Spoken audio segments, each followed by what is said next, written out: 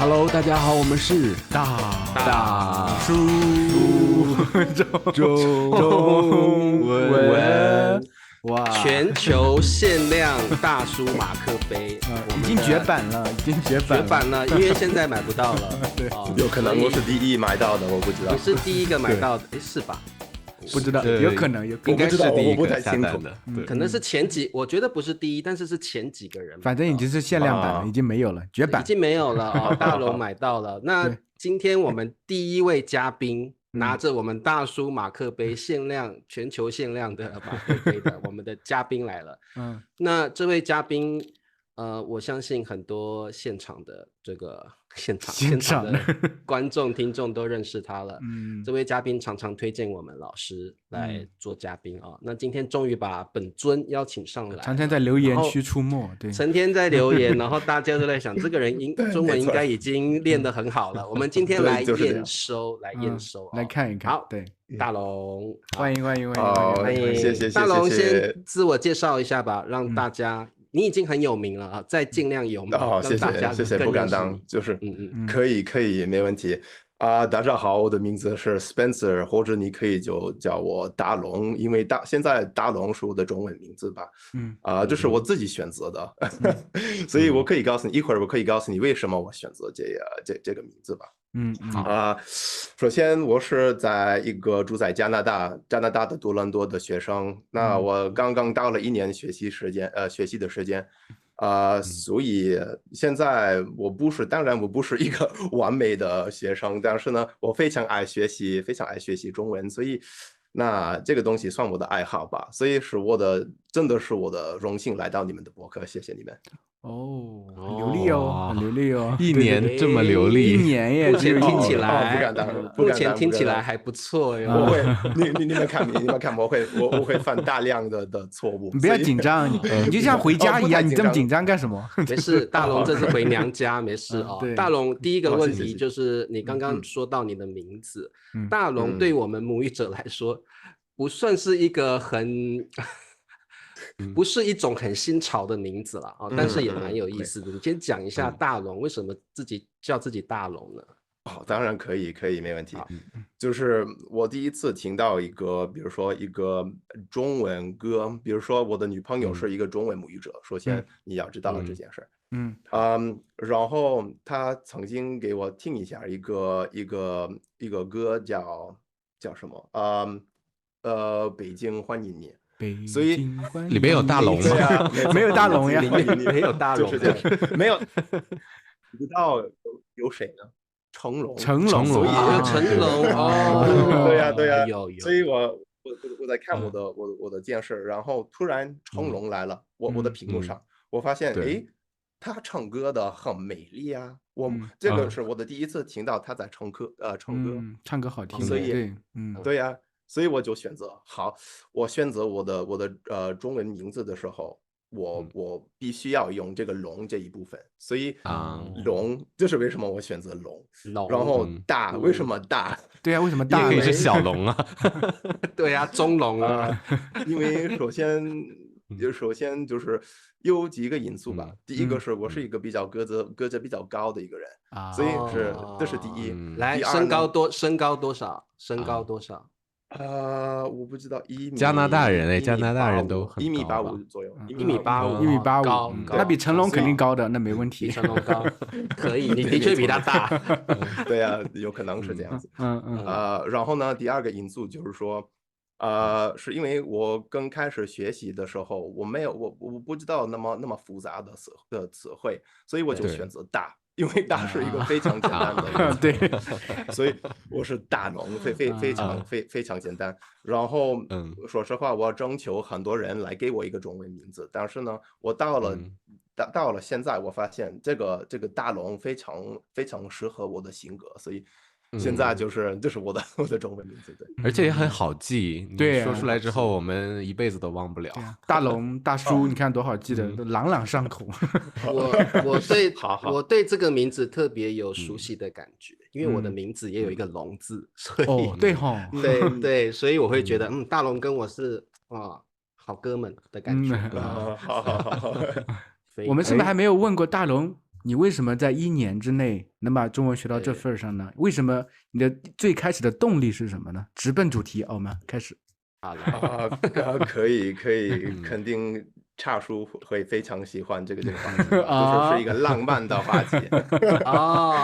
对，动机，学中文的动机，然后很浪漫咯，这么快，对呀，大家都知道差叔非常喜欢这个浪漫故事，对啊，八卦，所以我们3位都喜欢。对，八卦混洋气。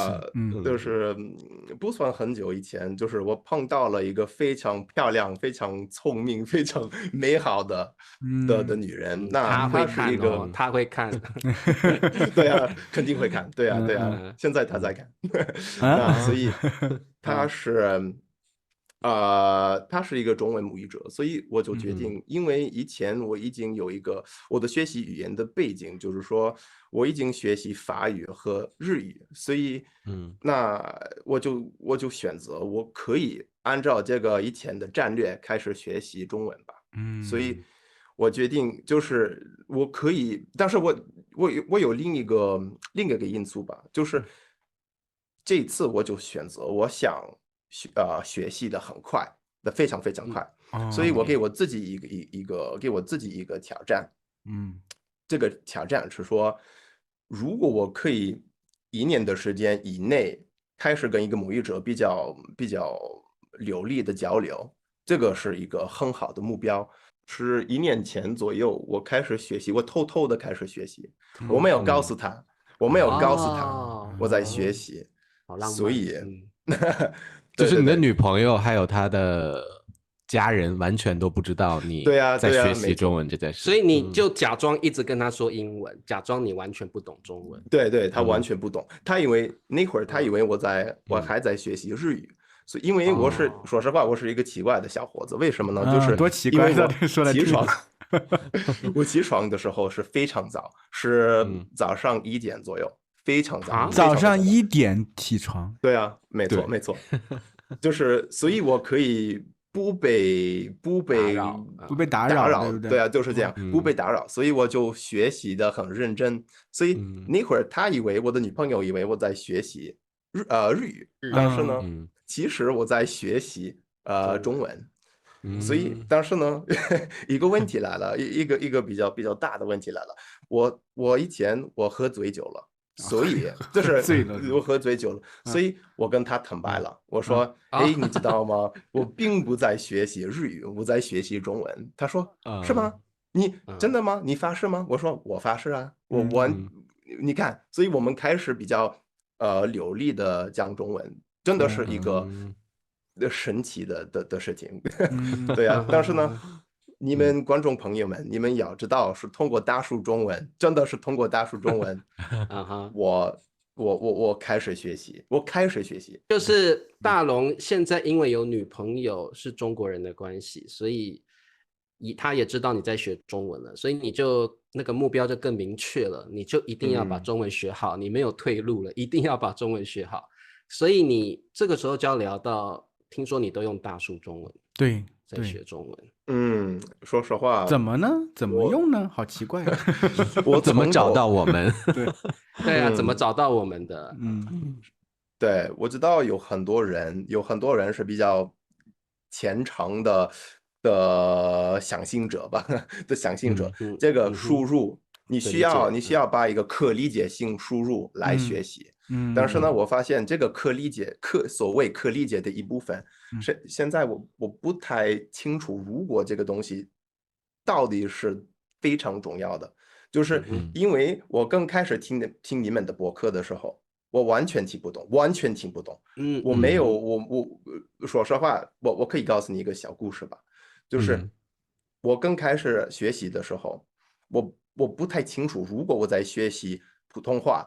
或者我在学习广东话，所以因为我完全听不懂，我在听的什么，所以以前我听到我的女朋友她在给她的闺蜜打个电话，然后她突然说一个词儿，她说东西，所以我就觉得我的脑子里我觉得OK 好，现在我知道我在学习的语言和她在讲的语言是一模一样，所以现在我懂，我在学习普通话。所以我在这个比较入门的阶段上，我从这个阶段开始听你们的博客，所以我的意思是说，就是说我完全听不懂，所以现在我不太，说实话，我不太相信一个学习者，他们必须要用可理解这一部分的输入，你可以有可能，你可以，或者是这个是对，或者另一个可能性就是说，我们叫什么？我们低估什么是可理解的，所以就是现在就是我的角度，因为当然我并不讲得很完美，但是呢是通过你们的差不多通过你们的博客而已，我到了这个程度。我想问一下你大龙，就是一开始其实你没有用课本学过任何一点点中文的东西，直接就开始用大叔中文来学习中文。对啊，差不多。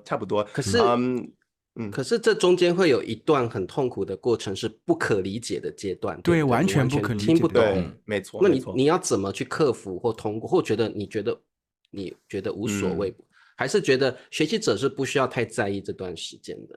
你的理论是什么啊？很好的问题。首先，我当然不是专业，所以我不知道。我不是一个怎么说呢？不是一个科学家，所以我不知道我们的脑子怎么回事。但是呢，我可以这么告诉你，就是我开始学习的时候，我没有太注意这个可理解的一部分。但是呢，我需要给苏青老师，我需要给他面子，因为我也看到他的现在你要给很多老师面子了，可人老师在教可理解书啊，苏青老师啦，可人老师啊，他们都帮助我的很多。但是呢，就是为了回答灿叔的问题，就是说，说实话，为了提高我的口语，我完全牺牲了我的阅读能力。所以，那我并不在跟你们说，哎，观众朋友们，你们也应该牺牲你的阅读能力，不是这样子。但是对我来讲，最重要的一部分是跟别人沟通，交流聊天。所以现在这是我的目标，所以是按照这个目标，我就开始学习，是这样子。所以现在我的阅读能力是不怎么样，说实话是不怎么样。但是我的口语是可以跟母语者聊天的吧？对，差不多。大龙，我很好奇，就是你一定会有一个阶段是非常不能理解或完全听不懂中文的这个过程。你可不可以建议学生或你自己是怎么样通过这个过程度过这段时期，或者你觉得这段时期是很自然的就会度过了？你是怎么样？那段时期你是怎么？我还要补充一点，就是你在看比如说我们的视频或一些中文老师的视频的时候，一开始你听不懂，你有没有用英文字幕来辅助你？没有，都没有，就纯听。纯听也不看中文字幕，对不对？对啊，就是看不懂。因为当然我刚开始的时候，我也在用比较简单，不是博客，但是呢简单的视频吧。比如说苏青老师，我不知道。苏青老师，对，苏青，所以对，就是他有一个比较简单的博客，或者是他录一些比较简单的视频，所以你可以通过他的视频开始学习。我刚开始听到你们的博客的时候，我没有用什么字幕，就是我就说实话，我是一个比较有自律的一个人，所以我就可能重复，我花了3个小时，对，我花了3个小时来看你们的博客，然后我突然发现，哎，我一来而去，我可以理解你们在说什么。所以听着就能听懂一些东西。对。但是大龙，因为我们是没有很多这个辅助的道具啊，没有画面啊，没有图片，就是我们3个人在聊天。苏青老师聊到什么，那个旁边就会出现那个图案出来。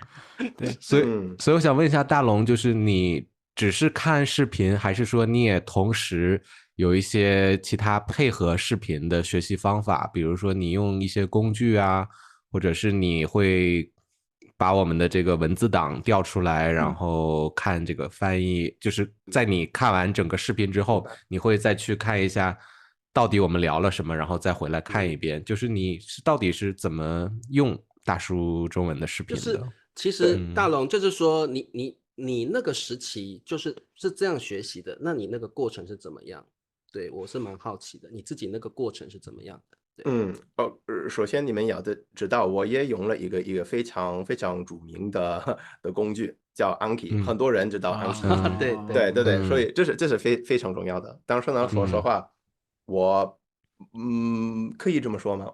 我模仿贺威同学的方法来用这个 Anki 的小软件。但是呢，我们的方法现在不是一模一样，所以但是呢 Anki 为什么这个东西是非常非常关键的一个工具吗？就是因为你可以故意的选择比如说1000个怎么说呢？1000个最常用的对常用的词儿，然后放在你的 Anki 里边。所以通过这个方法，你可以遇到你平常会遇到的词儿。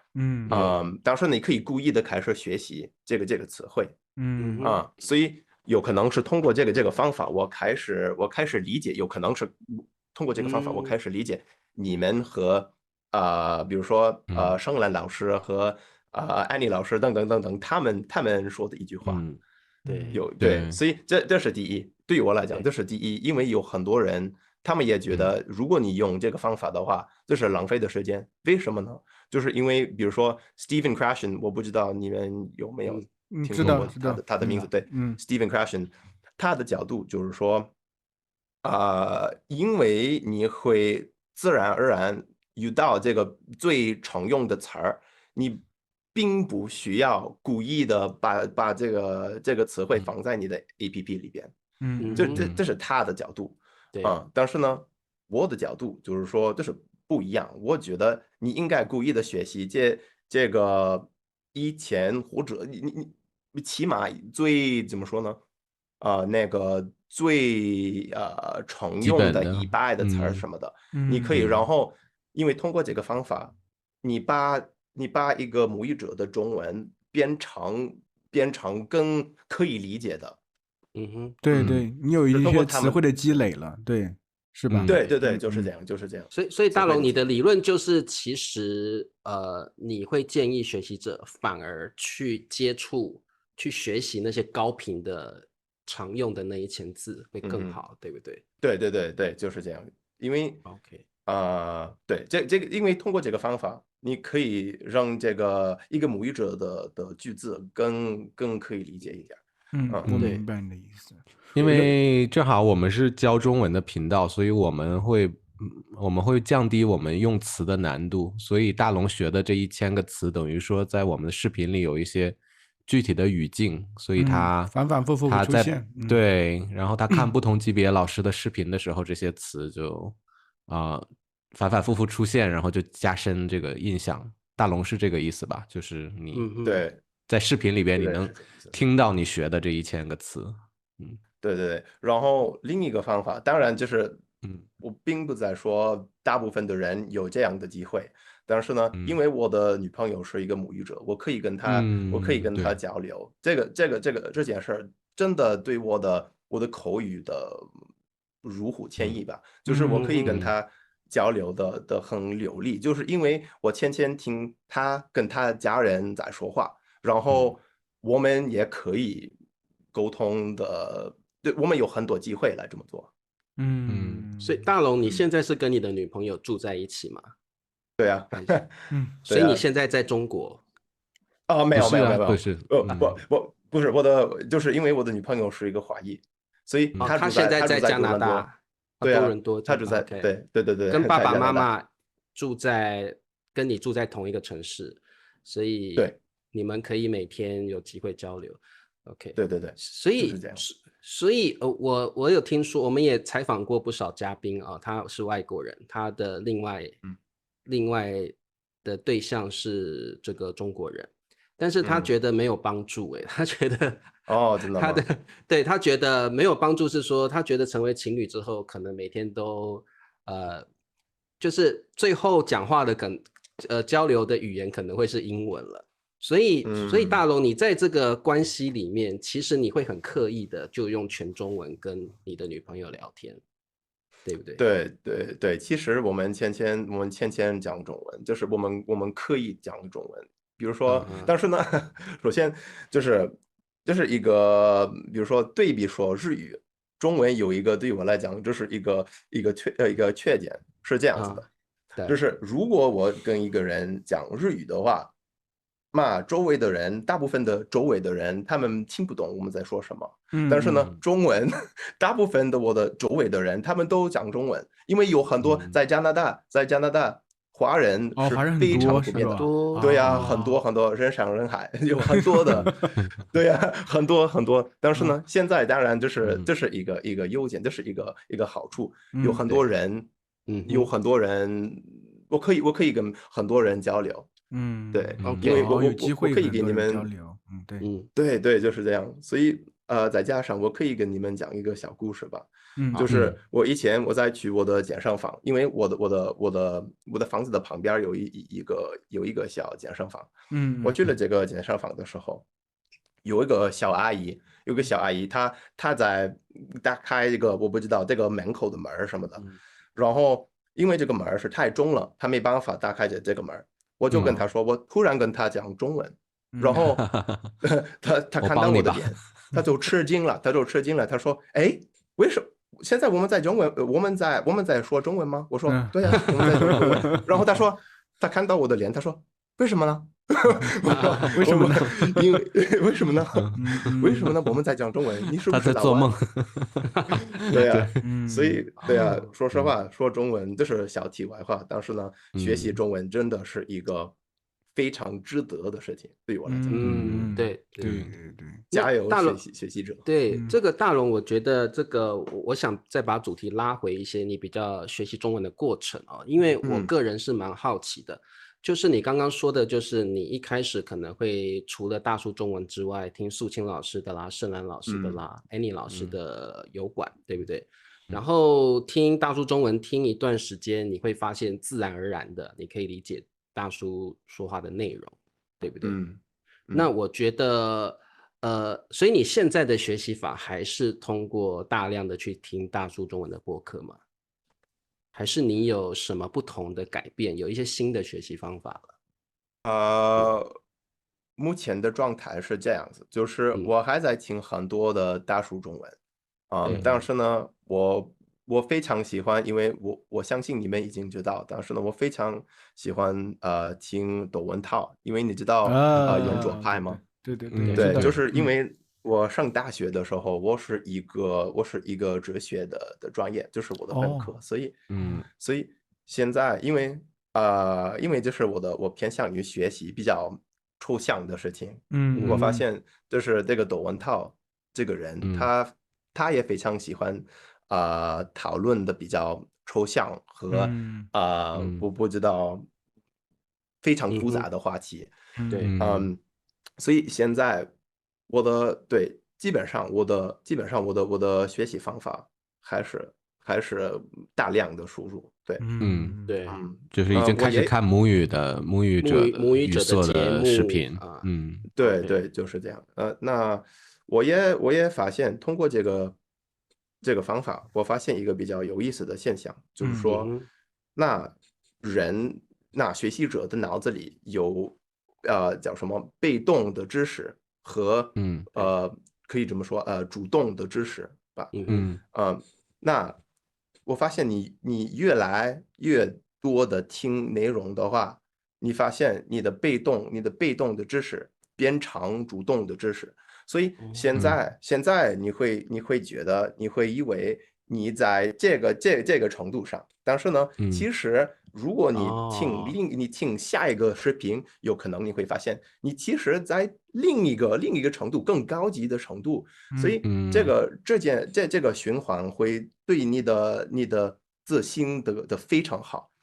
但是呢，我发现最大的问题，作为一个学习者来说，很多人他们太早的放弃，因为他们不知道他们已经有很多的知识他们的脑子里，但是呢，这个知识这个知识都是被动的，所以你需要按照更多的输入，提高你的水平。因为现在另一个因素就是说，我不太喜欢这个你知道这个 A1、A2、B1、B2 的这个分级，系统，对不对？对呀，为什么呢？就是因为你的流利度要看各种各样的因素。第一是现在，比如说你水的好不好？如果你水的不好，有可能你的包括我的口语的水平会非常低。那第二个因素是你在什么环境？比如说我在跟我的女朋友，我们在随便的聊天，我发现我的流利度是更高一些，因为我不那么紧张，对呀，更放松一些，对呀。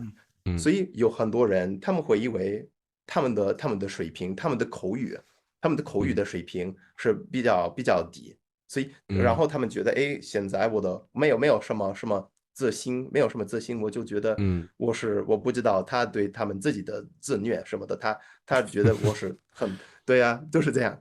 但是呢，我发现大量的输入，通过这个方法，你发现真的你会慢慢的提高你的口语。那大龙，因为很多学习者可能学了很多，然后输出的时候，比较有困难，可能在大脑里想很多，先用他的母语想一想，然后再说出来，再用中文语法想一想，讲出来都很久，2秒以后的事情了。对。大龙1年的水平，然后我觉得大龙在说中文的时候，是你想到什么你就用中文表达出来了啊？你是怎么做到就是可以就是用中文思维来思考，然后来输出？因为有的学生，然后就觉得真的说不出来，或者是想太多然后可能他学了好多年说不出来，但大龙，我觉得你这么快就可以说出来，你做了什么？是上卞老师的课还是什么原因吗？对呀，就是这样。除了我的课以外，对，还有安妮老师的课呀，对，安妮老师，对，那我个人会这么觉得啊，就是你这个用中文来思考，我个人觉得就是说实话，这是一个营销的战略。别人会说，你可以用中文来思考。我的意思是说，因为这是我个人觉得这是为了卖给别人你的课程，比如说你可以用中文来思考。我并不觉得这个是一个这个对呀。你觉得你现在说话也不是用中文去思考吗？你是用翻译的吗？我的意思是说，当然我同时在思考，我也在说话，但是呢，我的脑子里我并不在用中文来思考，就是我有一些概念，然后通过这个概念我开始就说出来，然后我发现这个是一个自觉一个被动的过程，通过这个被动的过程，我可以开始跟你们说话。所以如果一个人就是你看，这是我的个人的角度，因为我知道有很多人，他们会说，我可以教你怎么用中文来思考。对，我不知道，我不相信这个是吧？我不太相信，对，别想卖个东西给我，没门儿。对呀，有可能我只是一个怀疑者，一个全我不知道。对，但是呢，我就觉得真的是一个 OK。有一个概念，我们的世界里有一个概念，然后我们用语言来理解这个概念有什么本质啊？怎么说呢？说实话，这个话题太复杂了，非常复杂了。我很有兴趣，你赶快表达出来。我非常有兴趣。谢谢。因为你看，学习是一个主动的过程，但是呢，反过来说，这个说出来说话是一个被动的一个自动的过程。所以思考用中文来思考，听起来是一个你把这两个事情结合起来，然后结果是什么呢？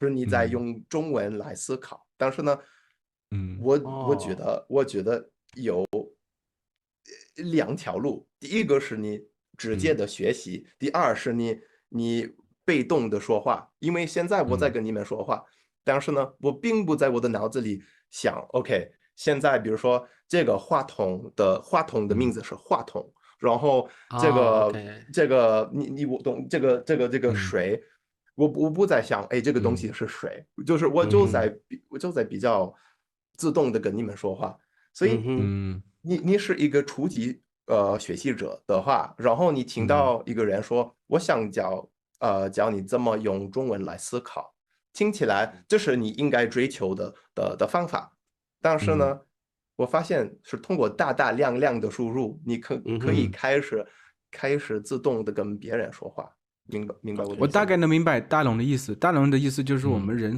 特别，其实也不要说这个学习语言的时候，我们就算在平常说话的时候，我们大概就是脑子大概有一个模糊的概念，我们直接用语言就说出来了，并不需要我们思考的很具体，然后再说出来。并不是说我们大龙需要在脑子里用中文思考一遍我要说什么，然后再说出来。有个概念，他就直接能嘴巴里就能说出来了。这一点我是明白的。金句，就是因为你对一个你对一个概念越来越熟悉的话，你可以开始被动的跟这个概念互动。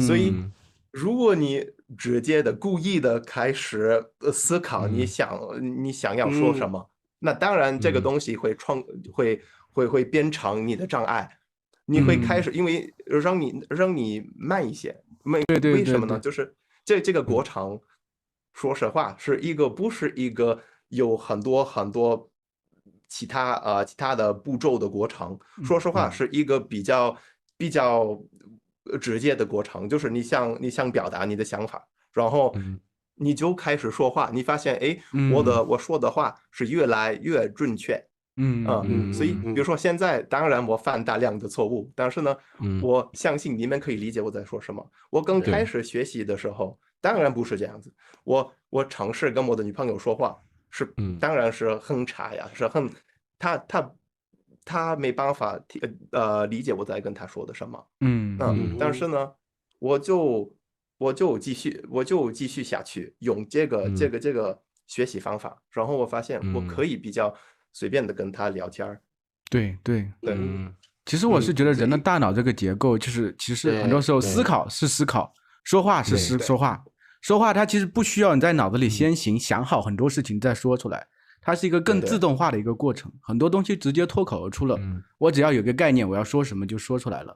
比如说你是需要先想好一些大段的话，我要去做演讲，我可能脑子里得有一个很长的一个东西，那是另外一个东西。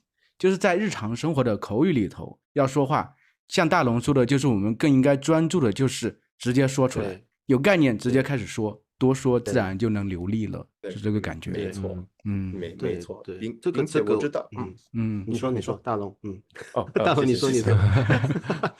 所以大龙，你都没有去研究任何语法，然后就是你自己，就是想输出的时候，你就可以准确的输出吗？就是相对来说比较准确的传递你的意思给听众。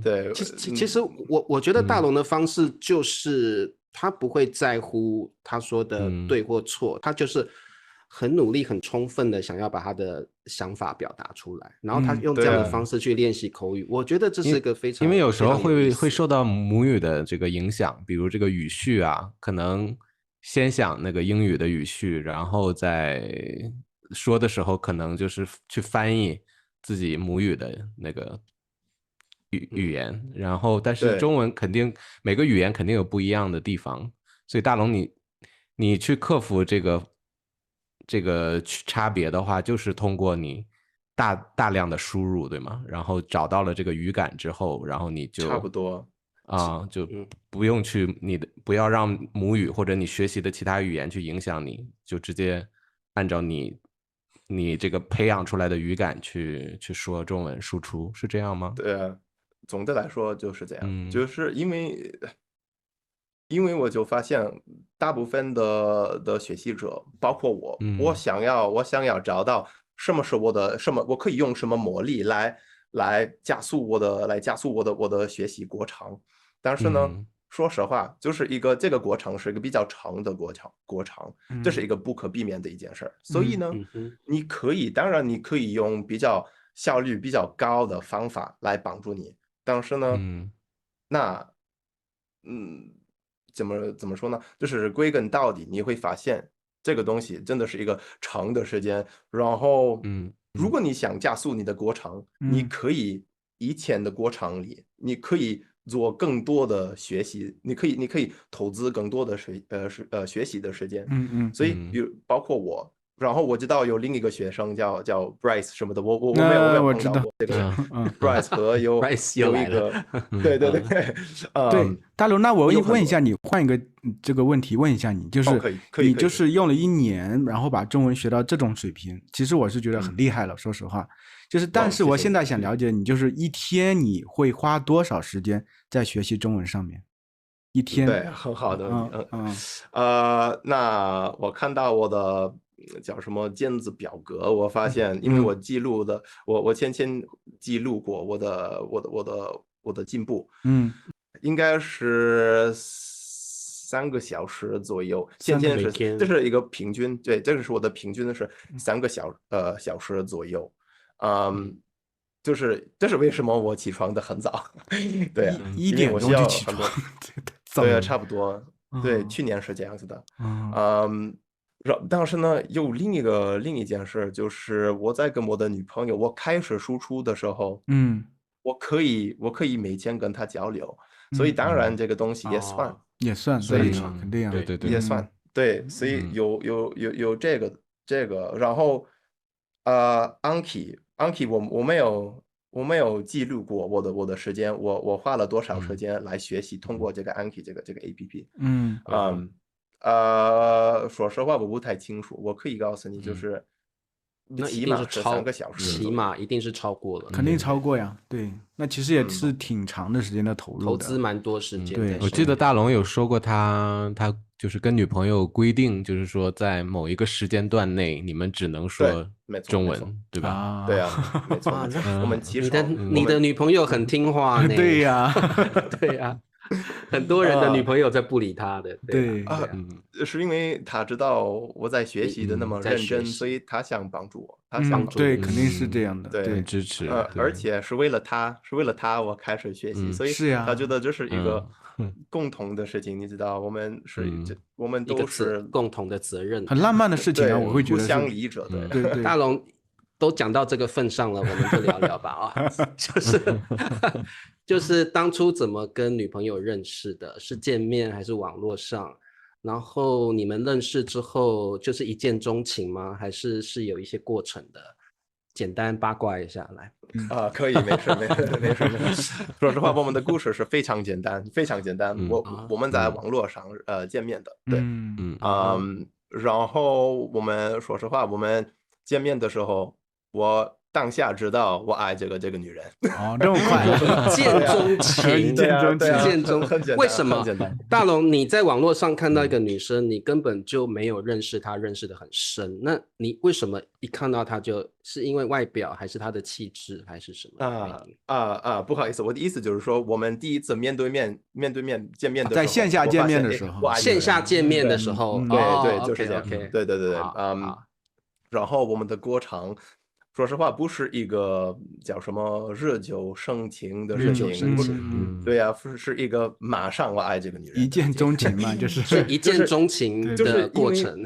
对啊，因为我发现这个人真的很，说实话，我会表扬他的很多，就是他真的很聪明，又漂亮，有比较直观的目标，就是所有这样的事情会吸引我啊。对，他比较符合你的喜欢的标准，我是觉得，对，没错，完全是这样子。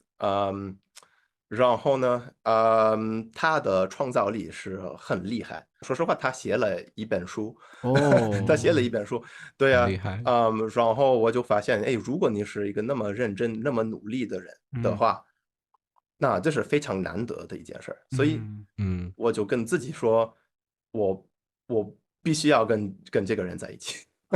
对啊，非常简单。然后就是我们1年半左右，第一次见面了。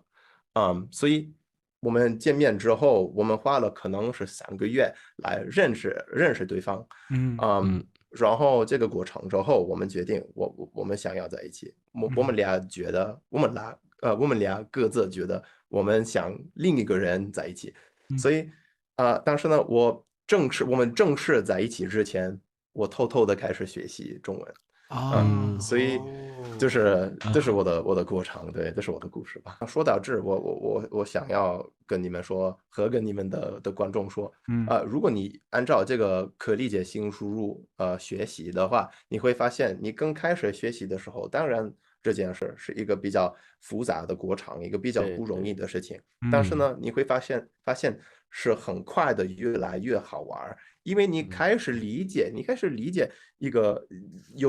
在一个节目上，或者是一个博客里，他们讲的什么，你可以理解，所以你发现是马上更好玩。所以虽然这个东西真的你需要花很多时间来达到一个还不错的程度，你就可以，你会发现你会发现就是说。这个东西是越来越好玩，但是呢，如果你按照一个课本去学习的话，这个东西是一辈子，对我来讲，一辈子就是接受不了，就是太枯燥了。对，就是对我来讲。这个大龙还有一个重点，我想问你，就是听说你最近你学中文这1年来，你有很多心得跟想法，听说你现在创了一个油管的频道，就是教大家或分享你怎么学习。而且大龙这个频道叫 Fluency Formula， 所以大龙，你 Formula 这个名字的话，听起来你应该首先你会很多语言，对不对？对，介绍一下大龙，介绍一下这个油管频道，跟你怎么学习这些语言的方式，或怎么分享什么内容。谢谢。所以首先我的日语和我的法语现在比我的中文更差一点，为什么呢？就是因为我投资了很多时间来达到一个可以跟母语者交流的程度。对，这是第一点。那第二呢，是这个 fluency formula， 有可能你可以说流利公式吧。流利公式。对，就是因为你看，我已经跟你们说的，就是我说实话。我不对阅读能力那么感兴趣，这是我的，这是我的，我不知道，这是我的角度，个人观点，我的立场吧，对，个人观点，对所以如果你也觉得你想提高你的口语的话，不管你在学习什么语言，现在我的目标是给别人看你怎么可以按照这个可理解性输入，可以提高你的效率。你的效率来达到一个还不错的水平，因为就是虽然我开始学习这门语言1年前，我觉得现在当然我可以跟别人交流，所以如果这件事对你感兴趣的话，你可以来到我的频道 Fluency Formula 看一下我有什么内容，我有什么推荐，我有什么建议。好，那今天我们访问大龙很开心，老朋友了，虽然没有真的今天终于真的见到了本人那很开心。那大龙有机会就是结婚之后有机会再分享一下你婚后的生活。对，我们就多问一些你婚后生活私人的事情，大家对八卦特别有兴趣好 ，OK。那大龙，我们就下回再见喽。OK， 我们跟观众们说再见再见。我欣赏大龙。好，大家再见喽，拜拜，再见。